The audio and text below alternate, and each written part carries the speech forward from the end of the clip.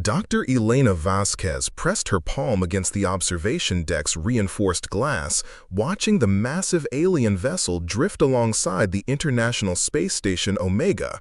After 3 months of failed communication attempts, the crystalline ship had finally responded, not with words, but with a gentle docking maneuver that left humanity's most advanced space station trembling like a leaf. "Biosignatures are off the charts," whispered Communications Officer Chen, his voice barely audible over the humming equipment. "Whatever's inside that thing, it's definitely alive." The alien craft resembled a geometric coral reef made of translucent material that pulsed with bioluminescent patterns.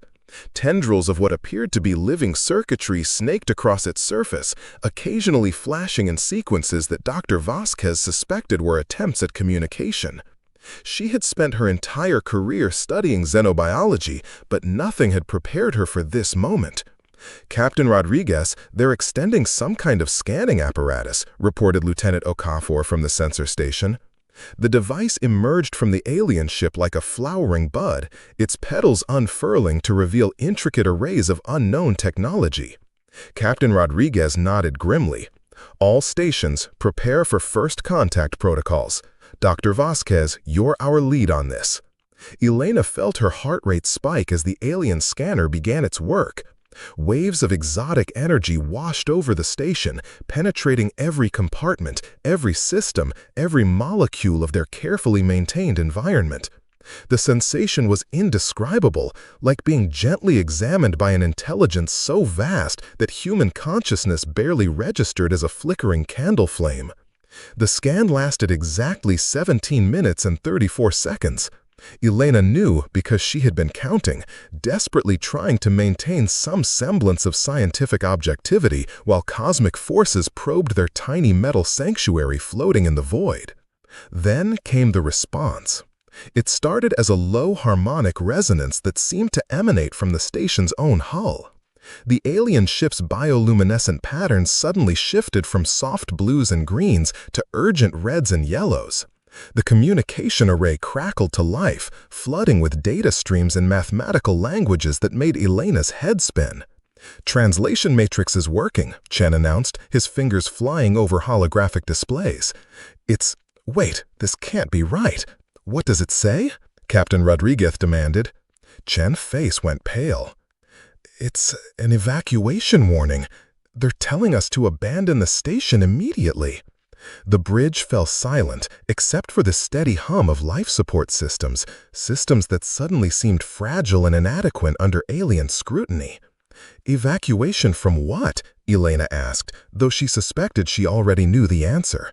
The translation continued streaming across their displays. "Atmospheric composition, lethal. Oxygen concentration, toxic.